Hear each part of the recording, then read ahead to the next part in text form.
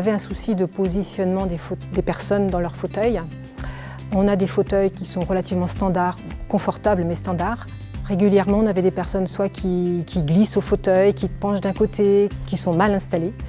On n'avait pas beaucoup de solutions. La télémédecine nous a permis d'avoir accès à un médecin rééducateur, chose qu'on n'avait pas autrement. Voyant la personne, la façon dont elle est installée, dont nous on la positionne, le médecin nous donne des pistes d'amélioration qui font qu'au bout du compte, on arrive à installer les personnes plutôt mieux.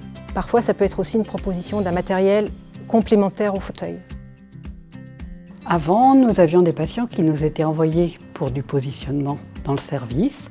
Ils arrivaient souvent seuls et du coup, on ne connaissait pas leur façon d'être dans l'EHPAD. Depuis la télémédecine, non seulement on voit le patient, mais on voit aussi l'équipe qui s'en occupe. Et donc, on peut aller beaucoup plus loin dans la prise en charge. L'accueil de la télémédecine au niveau des résidents est assez spectaculaire en matière d'acceptation. Quant aux familles, elles adhèrent toutes, réalisant très bien que leurs parents vont avoir accès à un soin auquel ils n'auraient jamais eu accès.